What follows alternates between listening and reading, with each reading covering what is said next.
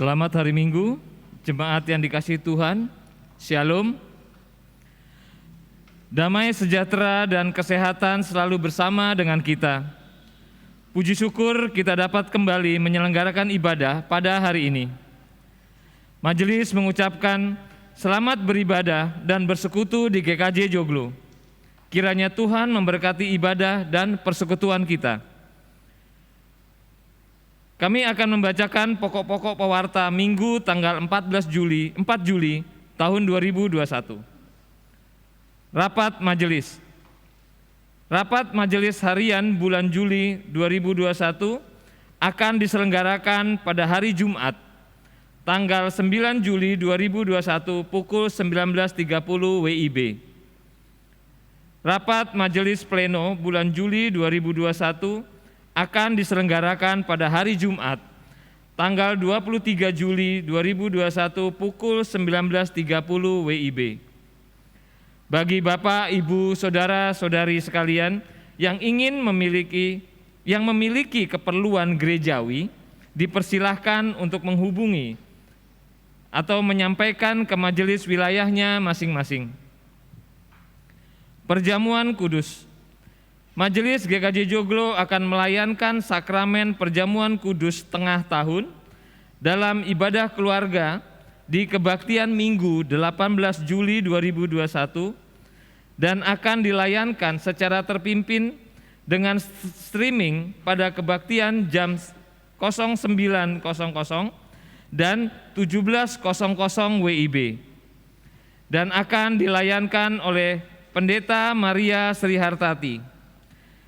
Jemaat yang sudah diperkenankan ikut ambil bagian dalam sakramen tersebut agar dapat mengikuti pendadaran secara live via Zoom, kanal YouTube GKJ Joglo, atau mempersiapkan diri dengan menguji diri sendiri secara pribadi melalui bahan pendadaran yang dibagikan oleh majelis kelompok.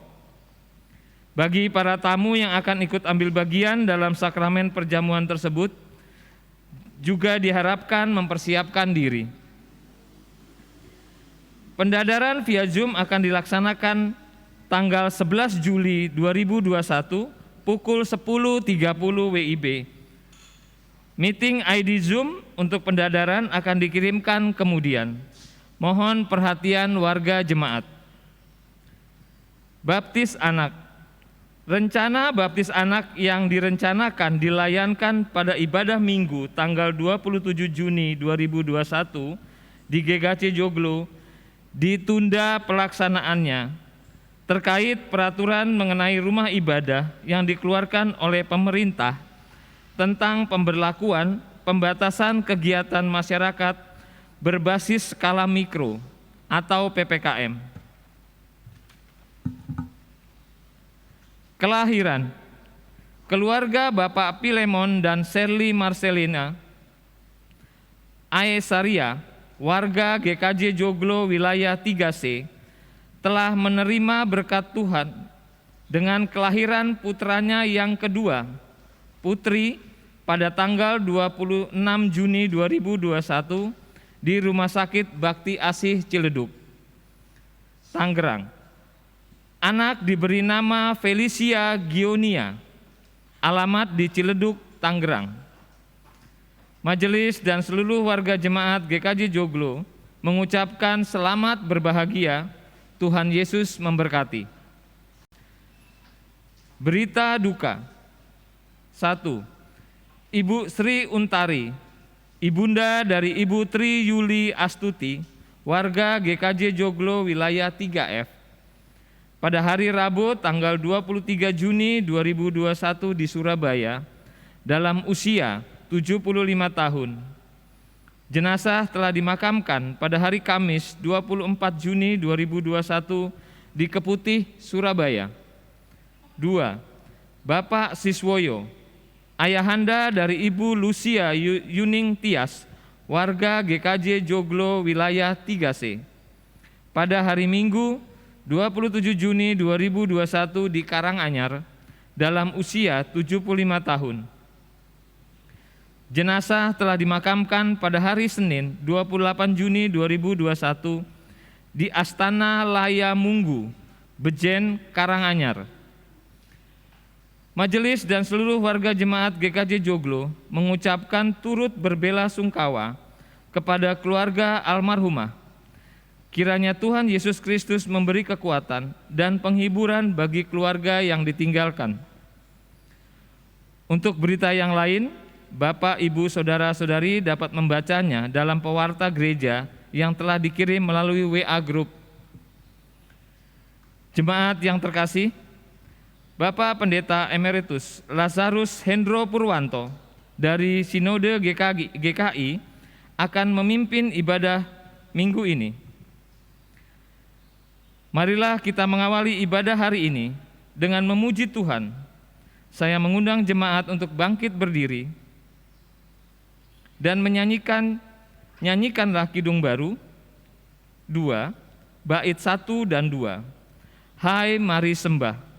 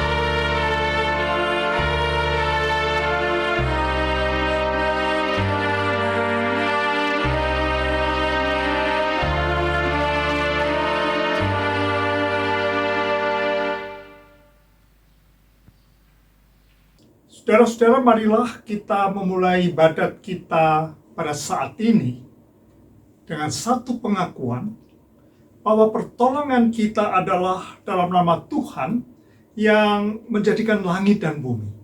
Maka kasih karunia dan damai sejahtera dari Allah Bapa kita dan dari Tuhan Yesus Kristus menyertai saudara sekalian.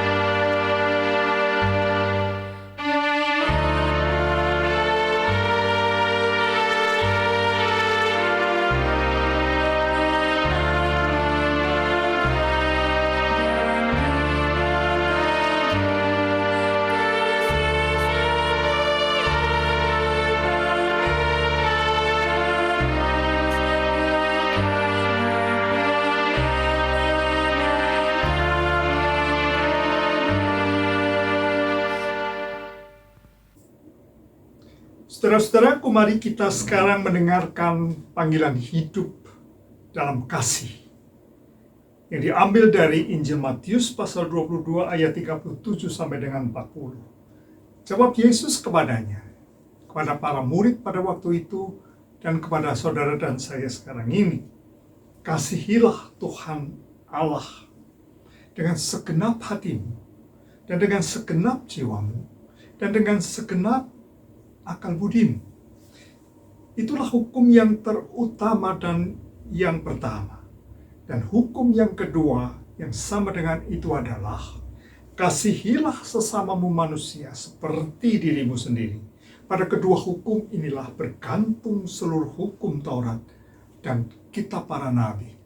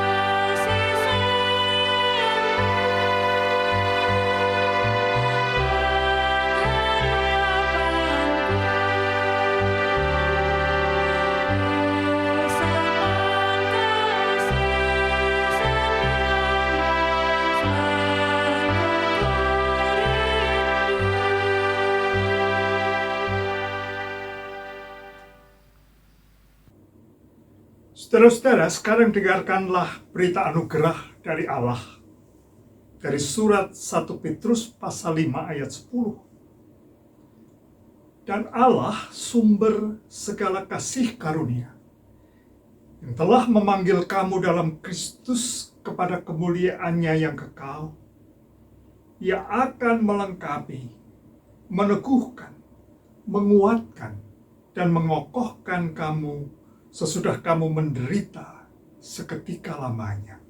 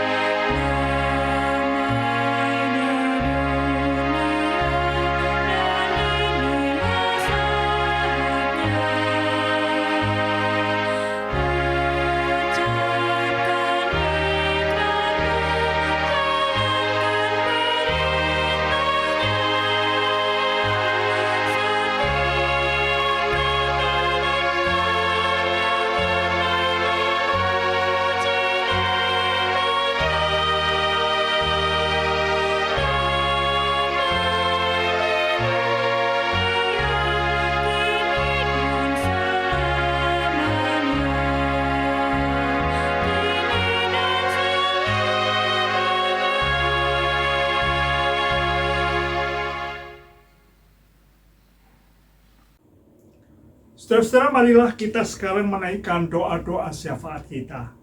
Mari berdoa. Bapa Surgawi, kami mengucap syukur atas kehidupan ini. Kami mengucap syukur kepadamu atas ibadat kami. Kami mengucap syukur atas cinta setia Tuhan kepada kami. Saat ini Tuhan, kami berdoa untuk mereka yang sakit. Mereka yang sakit karena COVID-19. Yang dalam perawatan.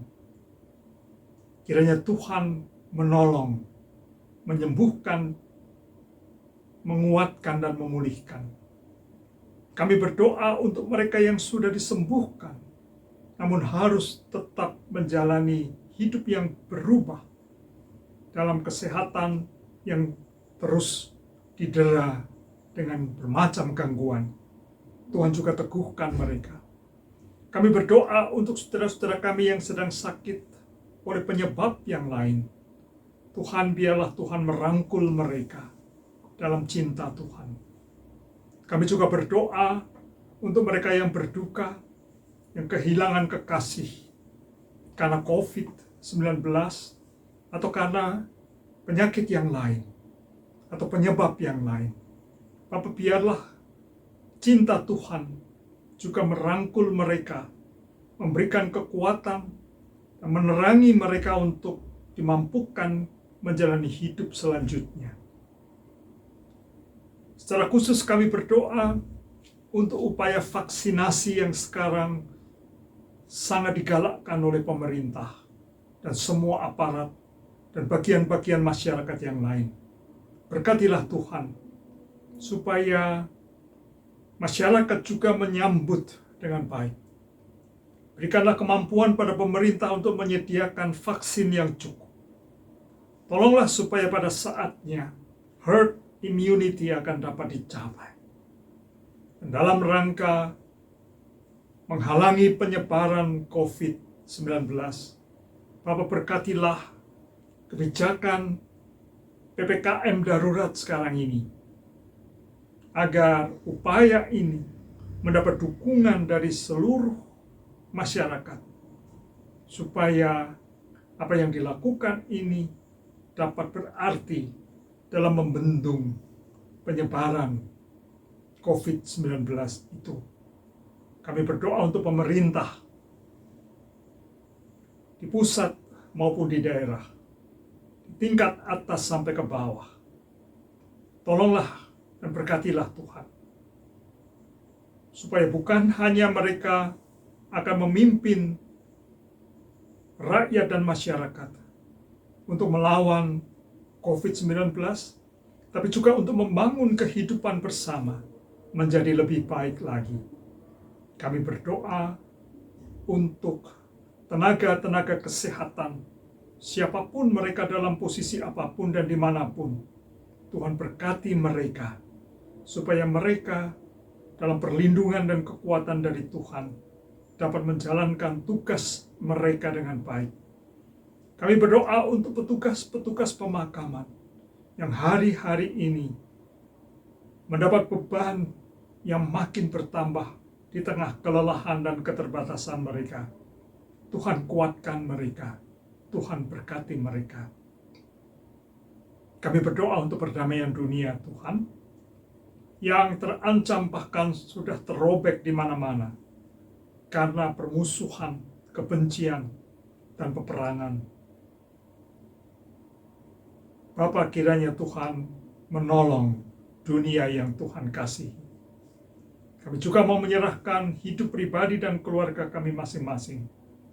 Biarlah tangan-Mu akan menuntun kami, supaya dalam perjalanan ke depan, kami boleh hidup dan menjalani hidup kami dalam sikap cinta dan setia kepada Tuhan dan mengasihi sesama.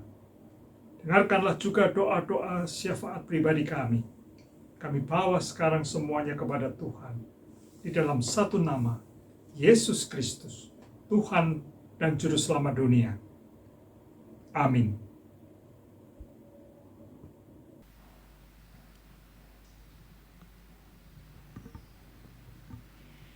Jemaat yang dikasihi Tuhan, kini tiba saatnya kita membawa persembahan kepada Tuhan.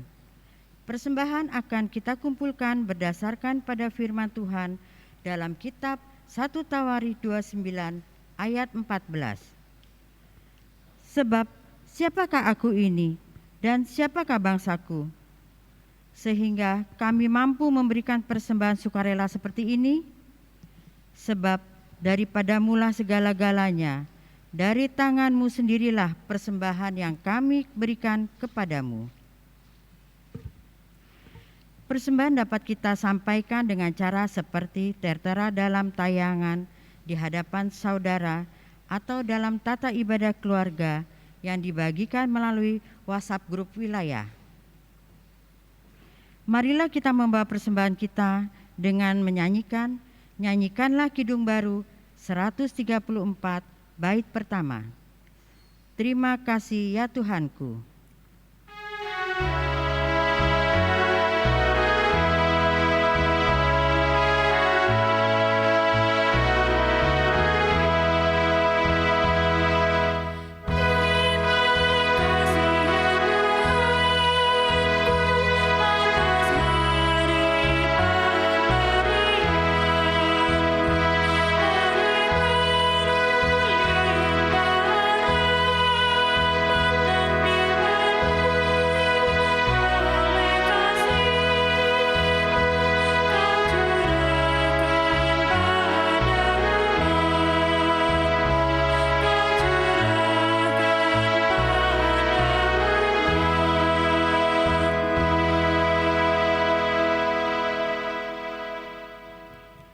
Mari kita bawa persembahan dalam doa. Segala ungkapan syukur kepadamu, Bapa di surga, karena kasih karunia-Mu dan berkat yang boleh kami terima dan nikmati saat ini. Karena kemurahan-Mu juga ya Bapa. Sebagai ungkapan syukur kami kepadamu Bapa, kami telah memberikan persembahan berupa uang yang sudah kami siapkan dari rumah kami masing-masing. Diperuntukkan persembahan kantong, persembahan bulanan, dan persembahan lainnya. Kuduskanlah dan terimalah persembahan kami ini, supaya persembahan ini boleh menjadi berkat buat perluasan pelayananmu. Dan ajarkan kami terus mengucap syukur dalam segala hal. Inilah persembahan tubuh kami yang hidup ya Bapa. Dalam nama Tuhan Yesus Kristus kami berdoa dan mengucap syukur. Amin.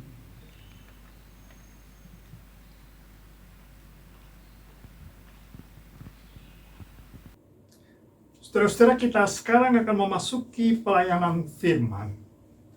Untuk itu, mari berdoa.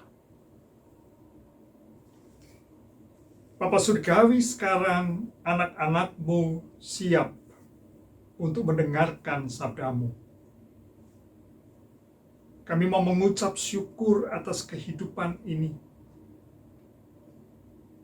yang di dalamnya kami boleh mengalami bermacam-macam hal yang menyenangkan maupun yang memberatkan. Namun di atas semuanya itu, ketika kami justru mengalami bermacam penderitaan, kami membutuhkan kekuatan dari-Mu. Dan sekarang ini kami mau mencarinya melalui sabda-Mu. Bersabdalah ya Bapa, untuk menguatkan kami yang lemah, yang terbatas, dan rapuh ini. Di dalam Kristus, firman yang hidup, kami berdoa. Amin. Saudara-saudara, bacaan kita pada hari ini diambil dari surat Rasul Paulus kepada jemaat Korintus yang kedua, 2 Korintus. Kita akan baca pasal yang ke-12 ayat 1 sampai dengan yang ke-10. Yang demikian bunyinya. Aku harus bermegah sekalipun memang hal itu tidak ada faedahnya.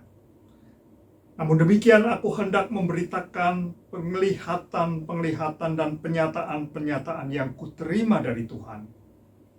Aku tahu tentang seorang Kristen 14 tahun yang lampau, entah di dalam tubuh aku tidak tahu, entah di luar tubuh aku tidak tahu. Allah yang mengetahuinya. Orang itu tiba-tiba diangkat ke tingkat yang ketiga dari surga. Aku juga tahu tentang orang itu, entah di dalam tubuh, entah di luar tubuh, aku tidak tahu. Allah yang mengetahuinya. Ia tiba-tiba diangkat ke Firdaus, dan ia mendengar kata-kata yang tak terkatakan, yang tidak boleh diucapkan manusia. Atas orang itu aku hendak bermegah, tetapi atas diriku sendiri aku tidak akan bermegah, selain atas kelemahan-kelemahanku.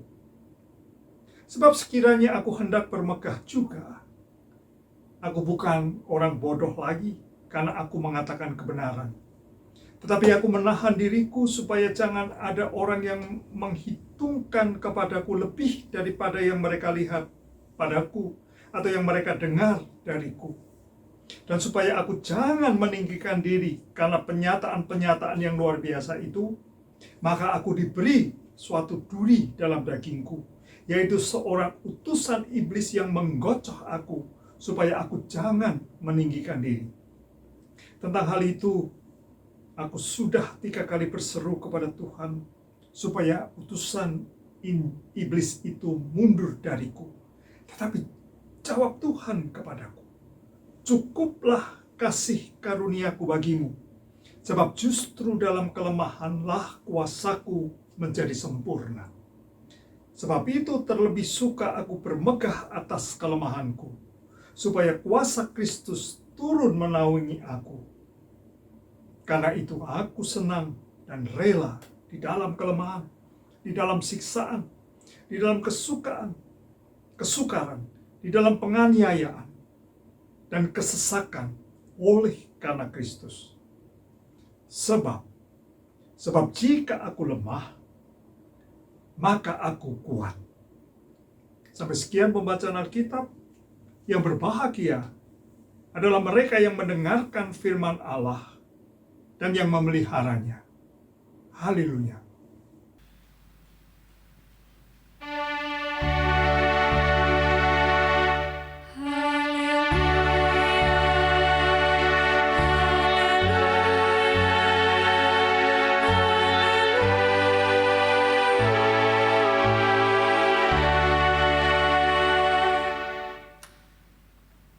Tiga 30 tahun yang lalu, saudara-saudara, terjadi sebuah peristiwa yang sangat tragis dan menyedihkan. Mungkin hanya sedikit sekali di antara saudara yang mengetahui atau mengingatnya. Pada tahun 1991, 30 tahun yang lalu itu, ada 2 pendeta GKI yang meninggal dunia sekaligus. Dan berbarengan dengan itu ada 2 pendeta lain yang terluka berat dalam sebuah kecelakaan lalu lintas di Jalan Bebas Hambatan Cikampek, Jakarta. Saya tidak bermaksud mengungkit-ungkit peristiwa itu lagi. Saya hanya ingin berbagi dengan saudara tentang akibat dari peristiwa tersebut sedikitnya yang saya alami sendiri. Nah, saudara, pada hari Minggu, persis sesudah peristiwa itu terjadi, pada hari Minggu itu salah seorang di antara kedua pendeta yang meninggal itu dimakamkan. Saya berkhotbah di satu jemaat GKI. Nah, sebelum kebaktian, ada seorang ibu yang menghampiri saya dan bertanya, "Pak Pendeta," rupanya ibu ini mengikuti berita yang menyedihkan itu. "Pak Pendeta, mengapa peristiwa itu bisa terjadi? Mengapa Tuhan membiarkan 2 hambanya, hamba-hamba yang sudah dipilihnya, itu mengalami kecelakaan dan meninggal dunia dengan cara yang sangat mengerikan itu? Bukankah mestinya mereka sudah berdoa sebelum berangkat untuk meminta perlindungan Tuhan? Mengapa Tuhan tidak melindungi mereka? Mengapa Tuhan tidak menghindarkan mereka dari musibah yang fatal itu?" Saudara-saudara, ibu itu begitu serius, sehingga sesudah kebaktian selesai, ia kembali menghampiri saya dan melanjutkan berdiskusi dengan saya mengenai peristiwa itu. Nah, terus terang, saudara-saudara, ada banyak segi dari pertanyaan ibu itu yang tidak dapat saya jawab dengan memuaskan. Bahkan mungkin juga tidak dapat saya jawab sama sekali. Karena memang ada begitu banyak hal dalam hidup ini yang akan tetap menjadi misteri, rahasia, yang tidak mungkin akan dimengerti oleh manusia termasuk saya sepenuhnya. Nah, ketika beberapa waktu kemudian saya sendiri mengalami kecelakaan lalu lintas yang hampir fatal, secara pribadi saya dengan intensif lebih lanjut menggumuli pertanyaan-pertanyaan yang diajukan oleh ibu itu. Karena ternyata pertanyaan-pertanyaan itu merupakan pertanyaan-pertanyaan saya juga. Nah, saudara-saudara, sekarang ini saya ingin mengajak saudara kembali menggumuli hal itu, tidak seluruhnya. Menggumuli hal itu dengan cara mencari petunjuk dari firman Tuhan sendiri. Melalui bacaan Alkitab yang kita baca hari ini, saudara-saudara, nah, kita melihat Rasul Paulus itu sedang berada dalam keadaan yang biasa disebut sekarang ini dengan keadaan ekstase. seperti seorang mistikus. Keadaan tersebut luar biasa, namun sulit untuk melukiskannya dengan kata-kata. Paulus seperti mengalami secara spiritual kedekatan dengan Tuhan, seperti ia sedang berhadapan langsung dengan Tuhan. Dalam keadaan seperti itu, dikatakannya ia dapat menerima penglihatan, dan penyataan-penyataan. Nah, saudara-saudara, pengalaman seperti itu tidak seluruhnya dapat dijelaskan, dan memang juga tidak perlu. Namun kita tahu bahwa dalam keadaan ekstase seperti itu, Paulus seperti keluar dari tubuhnya, sehingga ia mampu mengamati dirinya sendiri. Ia katakan, aku tahu seorang Kristen, tentang seorang Kristen. Tentu yang dimaksudkan adalah dirinya sendiri. Itu dikatakannya. Nah, di sini saudara-saudara, kita harus mengatakan bahwa hal itu terjadi itu karena hubungan yang sangat dekat antara Paulus dan Allah. Namun selanjutnya Paulus mengatakan, supaya aku jangan meninggikan diri, aku diberi suatu duri dalam dagingku. Duri dalam daging. Saudara, apakah saudara-saudara pernah keterusupan? Tahu kan keterusupan ya? Kita kemasukan entah di mana di jari tangan sepotong kecil kayu. Nah, jika saudara mengalami itu, bagaimana perasaan saudara? Sakit sih mungkin juga tidak terlalu, tapi saudara akan kesal. Saudara akan merasa sangat terganggu. Saudara, saya yakin akan ingin cepat-cepat mengeluarkannya, entah dengan cara apa. Nah, perasaan seperti itu dialami oleh Paulus. Tapi sekarang dia bukan mengalaminya karena sekedar sepotong kecil kayu itu, tapi dikatakannya karena dia merasakan seperti ada duri dalam daging. Nah, apa sebenarnya yang dimaksudkan dengan duri dalam daging Paulus itu? Nah, di sini ada banyak pendapat yang berbeda, saudara-saudara.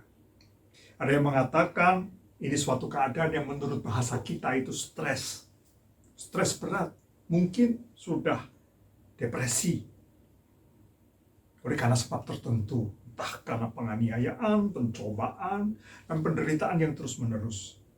Yang lain lagi menafsirkan hal itu sebagai penyakit tertentu yang diderita oleh Paulus. Mungkin penyakit mata, malaria, bahkan mungkin juga epilepsi, kita tidak tahu.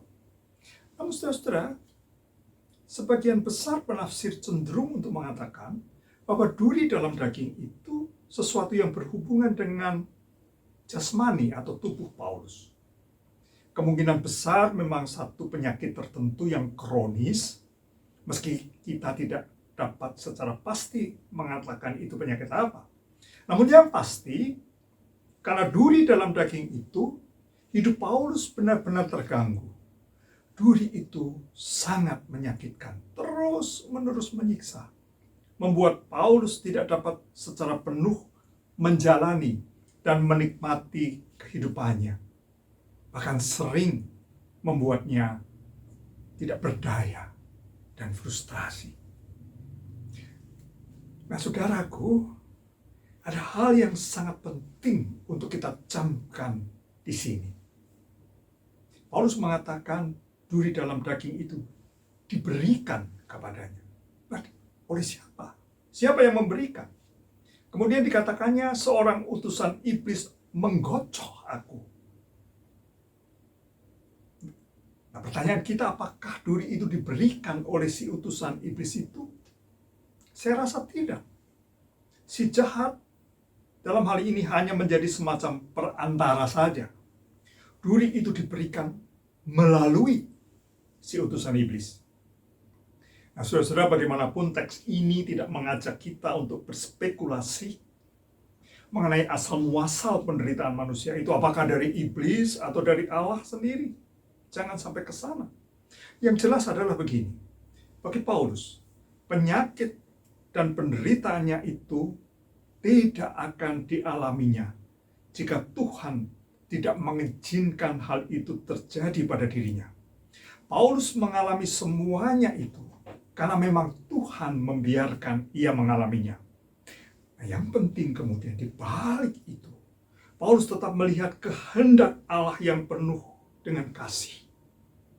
Nah, saudara, tidak ada satu hal pun yang terjadi dalam hidup kita tanpa seizin Tuhan. Tuhan tidak pernah bermaksud atau berencana agar manusia, agar kita itu sakit dan menderita. Tidak. Penyakit dan penderitaan itu secara hakiki telah merusak ciptaan Tuhan yang baik. Namun saudara-saudara, jika saudara dan saya mengalami penyakit dan penderitaan dalam bermacam bentuknya itu, apalagi secara terus-menerus, kita harus bertanya, apa ya kira-kira maksud Tuhan? Apa maksud Tuhan membiarkan hal itu terjadi dalam hidup kita? Paulus dalam pengalaman pribadinya mengatakan bahwa kalau Tuhan membiarkan ia mengalami duri dalam daging itu, tidak lain supaya ia jangan meninggikan dirinya. Melalui semuanya itu Paulus diingatkan dan kemudian disadarkan oleh Tuhan sendiri betapa rapuh dan terbatasnya dia sebagai manusia. Saudara-saudara, saya tidak tahu situasi dan kondisi hidup saudara saat ini. Namun saya yakin tidak ada seorang pun yang tidak tersentuh langsung atau tidak langsung oleh COVID-19. Barangkali ada di antara saudara yang sekarang ini sedang dalam perawatan. Mungkin di antara saudara sudah dalam proses penyembuhan. Barangkali sudah sembuh, tetapi masih mengalami akibat-akibatnya. Barangkali saudara juga ada yang mengalami kehilangan kekasih akibat COVID-19 itu. Atau kehilangan pekerjaan. Atau hal-hal lain lagi yang membuat hidup saudara menjadi begitu menderita. Nah, bagaimana saudara? Kalau saudara percaya sama dengan iman Paulus, saudara akan mengatakan bahwa saudara diingatkan, disadarkan betapa rapuhnya hidup ini, betapa lemahnya kita, betapa terbatasnya kita. Semoga itu menjadi sesuatu yang kita tangkap dalam seluruh penderitaan yang kita alami itu. Saudara-saudara, lalu bagaimana? Apakah Paulus itu berdiam diri, lalu menyerah pasrah, seperti bersikap fatalistis? Ternyata tidak. Sebab ia kemudian mengatakan lebih lanjut tentang hal itu, hal duri dalam daging yang membuatnya menderita itu. Aku sudah 3 kali berseru kepada Tuhan, mungkin lebih ini yang dikatakannya, supaya utusan iblis itu mundur dariku, supaya penyakit dan penderitaannya itu dapat hilang.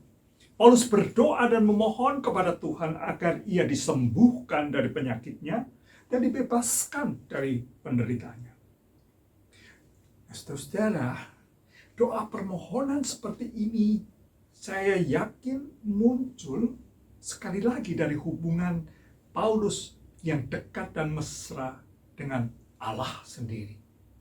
Doa seperti ini yang bertalu-talu dan dilakukan dengan penuh kesungguhan, sungguh merupakan wujud yang bersifat sangat pribadi dan intim dari hubungan Paulus dengan Allahnya. Ini luar biasa. Nah, saudara-saudara, jika saudara juga mengalami seperti yang dialami Paulus, seperti yang saya contohkan tadi, bisa diperluas lagi contoh-contoh itu. Bahwa Tuhan membiarkan dan mengizinkan saudara mendapatkan atau mengalami duri dalam daging itu dalam bentuk apapun. Apakah yang harus saudara lakukan? Nah, jika saudara mendengarkan dan mau mengikuti dan mewujudkan firman Tuhan ini, ya, berdoalah. Berdoalah kepada Tuhan dengan teguh. Berserulah terus-menerus, bertalu-talu dengan sungguh-sungguh. agar Tuhan sendiri melepaskan saudara dari penderitaan saudara. Nah, doa adalah satu bentuk ungkapan iman dan kepercayaan kita kepada Allah secara pribadi. Justru karena Allah adalah Bapa kita. Doa adalah bagian yang sangat penting dan vital dalam hubungan pribadi masing-masing kita dengan Allah.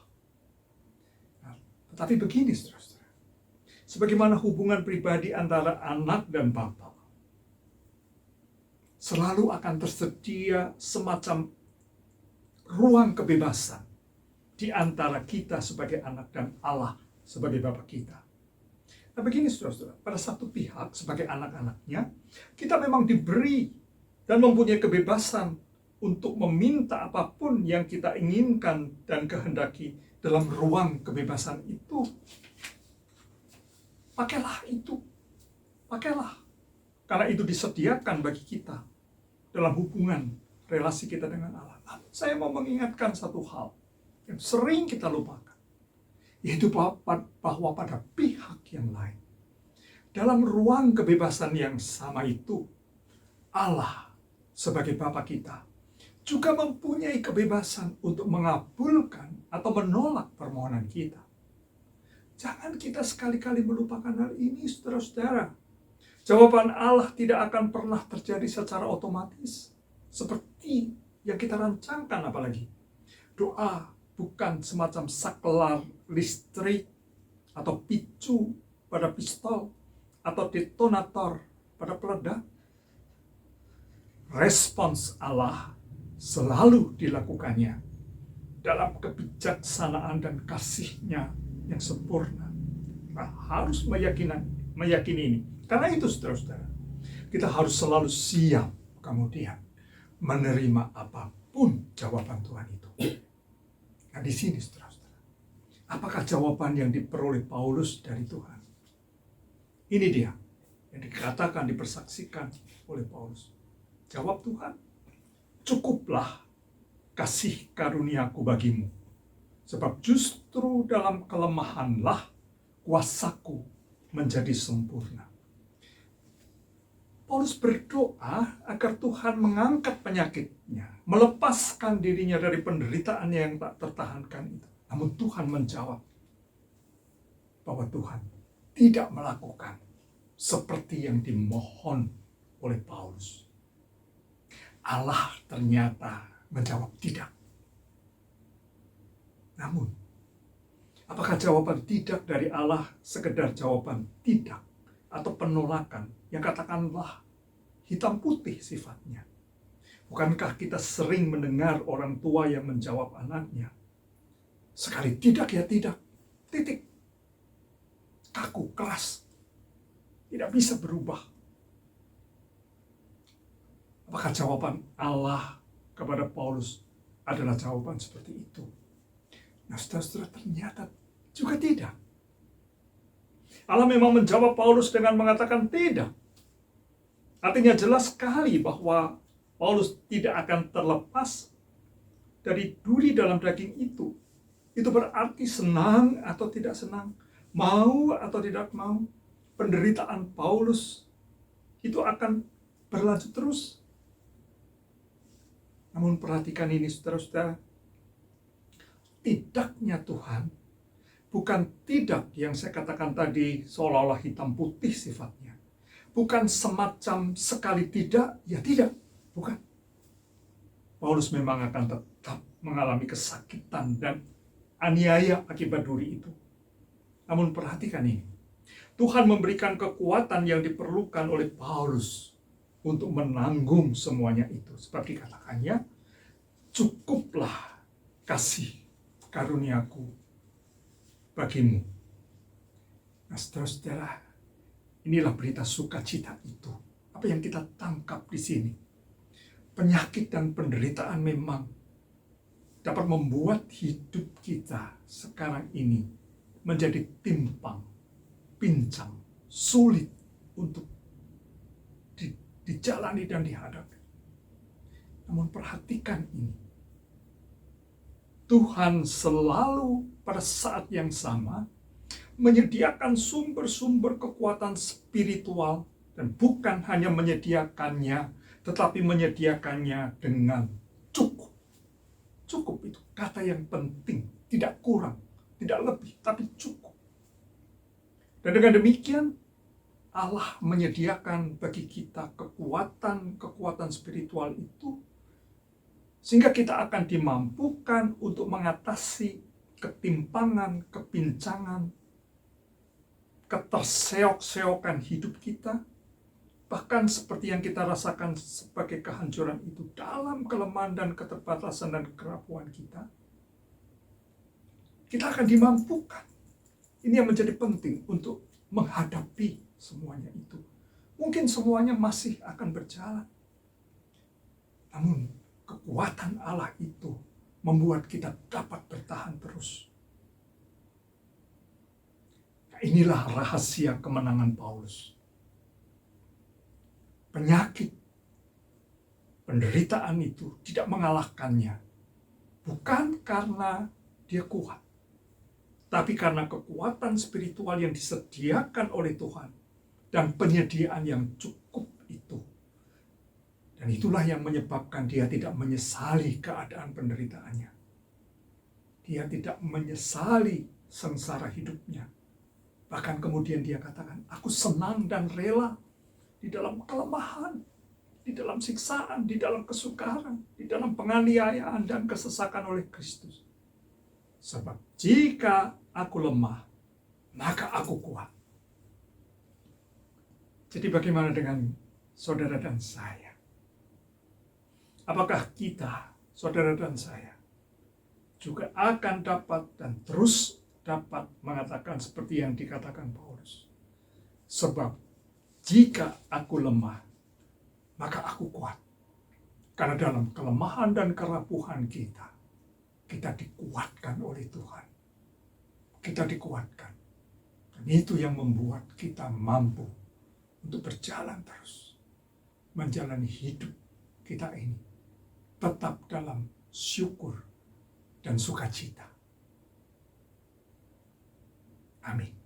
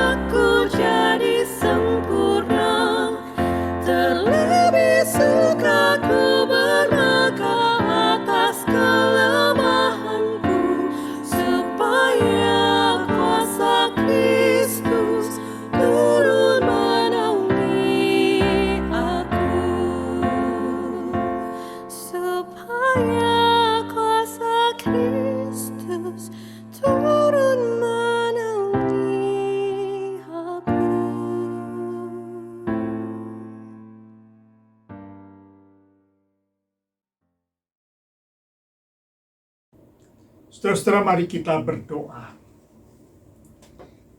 Ya Tuhan, kami mengucap syukur atas firman-Mu. Engkau sungguh mempedulikan kami. Mempedulikan kami dalam kelemahan, keterbatasan, dan kerapuhan kami. Mempedulikan kami karena Engkau menguatkan kami dalam kelemahan. Jadi biarlah Tuhan, dalam kelemahan, dalam keterbatasan dan kerapuhan kami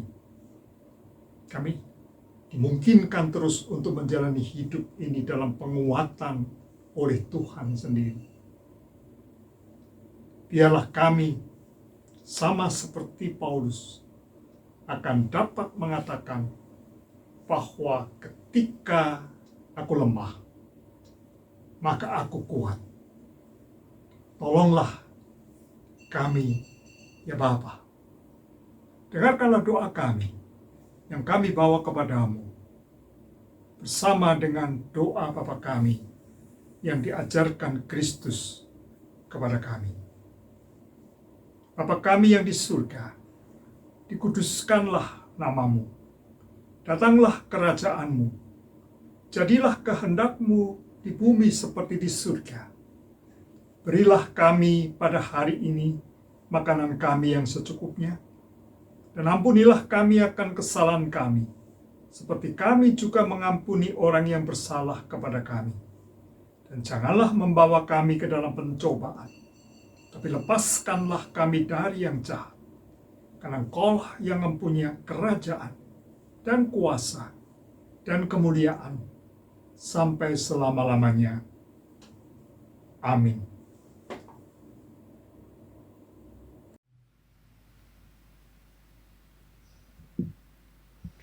Jemaat dimohon untuk bangkit berdiri.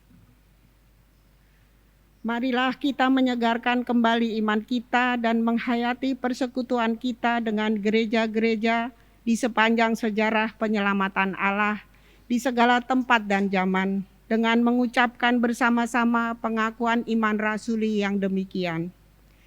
Aku percaya kepada Allah Bapa yang Maha Kuasa, Khalik langit dan bumi, dan kepada Yesus Kristus anaknya yang tunggal Tuhan kita, yang dikandung daripada Roh Kudus, lahir dari anak darah Maria, yang menderita di bawah pemerintahan Pontius Pilatus, disalibkan, mati dan dikuburkan, turun ke dalam kerajaan maut. Pada hari yang ketiga, bangkit pula dari antara orang mati, naik ke surga, duduk di sebelah kanan Allah Bapa yang Maha Kuasa, dan akan datang dari sana untuk menghakimi orang yang hidup dan yang mati.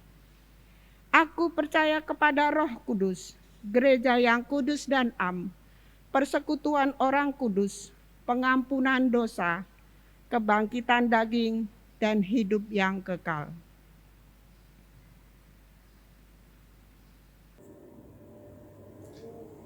Saudara-saudaraku, Allah yang menghimpun, mempersekutukan kita menjadi jemaat miliknya di sini, Allah yang sama sekarang mengutus saudara dan saya untuk kembali ke tugas hidup masing-masing dengan penuh iman, pengharapan, dan kasih. Untuk itu, terimalah berkat-Nya. Tuhan memberkati saudara dan melindungi saudara. Tuhan menyinari saudara dengan wajah-Nya dan memberi saudara kasih karunia. Tuhan menghadapkan wajah-Nya kepada saudara dan memberi saudara damai sejahtera. Tuhan